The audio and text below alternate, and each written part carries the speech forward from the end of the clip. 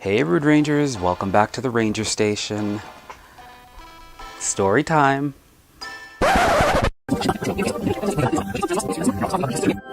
Near Rudy. Near.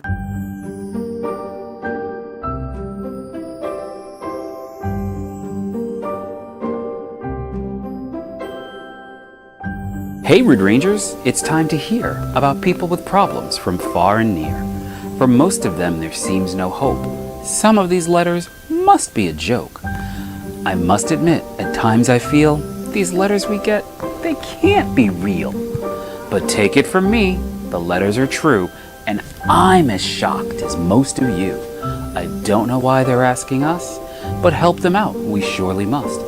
So sit right down, let's take a look at people with problems inside this book. Guys, I think it's time we help someone in need. Let's do it. Attention Rudy's room. Heaven help me is all I can say at this point. There's so much to this, but I'm gonna try to get to the point. I've been married for 30 years, and for at least 28 of them, my husband has cheated. Damn. Sorry. Ooh. Okay. Sometimes with 3 to 4 women at the same time. He has inappropriate conversations, sends nasty pictures. Hold on. I got to get situated for this one. It's better than I thought. Okay, hold on. I've been married for 30 years, and for at least 28 of them, my husband has cheated. Sometimes with 3 to 4 women at the same time. He has inappropriate conversations, sends nasty pictures, and meets them at motels outside of town. I always catch him, and whenever I do, he gets emotional, saying sorry and promises to change. Adding to the humiliation and pain is that I'm always coming face to face with his women whenever I go to church. It was never confirmed, but I suspect that one of the women may have even had his child. I never pursued the proof because I simply can't handle another heartache. I've made many attempts to leave our church, but my husband won't let me. He says church is where he's called to be, as God is actively working to deliver him and use his testimony to mentor other men about defeating the devil and conquering urges.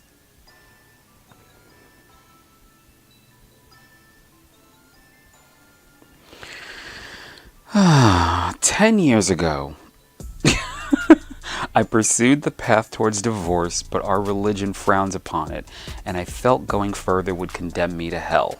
My husband swears he will stop, but he said that to me so many times before with absolutely no changes.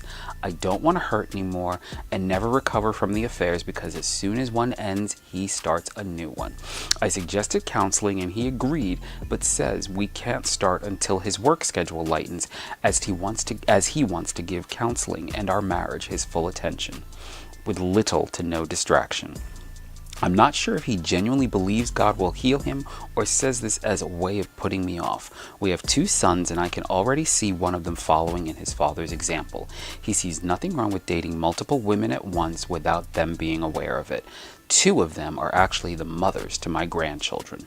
My husband is a minister and... ooh, dun dun dun. Sorry. I just needed the dramatic effect. My husband is a minister and will not be happy that I've shared our struggle on television. What can I do to not only help him heal, but bring myself true peace of mind and a heart less heavy? Signed, this First Lady needs fixing fast. Ooh, yeah, you do need some help. Oh, your husband, the minister, is laying it low and spreading it wide and laying all kinds of hands across the congregation. That is a problem. It's very sweet that you want to help him heal, but I think he's got to do the work on his own. I'm also really suspect of the fact that this man can look you in the eye with a straight face and say, you can do counseling when his workload lightens, because he needs to give, he wants to give counseling in your marriage his full attention. He has found the time to run to dirty motels and send nasty pictures and possibly impregnate Sister Jenkins in the choir. So why can't he go to counseling if he really wanted to? I think that's a line of stuff that he's just telling you to keep you around. That also to the side, you can leave that church anytime you want to. You don't need to stay there and be sitting up in the front pew as they're singing This Little Light of Mine, and the Josefina 2 rows back or fourth is like smiling and making googly eyes at your husband up in the pulpit. Get out of there with the quickness. Go to AME, whatever, down the street. Go. Get out of there. That's an uncomfortable situation. It's an unnecessary situation. And for your husband to basically want to force you to stay there so you can continually see his tricks is really cruel and unusual punishment. I say you need to start living for you, because it sounds like you've been living for your husband, or at least what it is you hope your husband will do, or that you hope your husband will do right by you and stop doing everyone else. You need to focus on yourself. As far as your sons go, this is probably going to sting a bit, and I don't mean it to sound so harsh, but children live basically what they learn.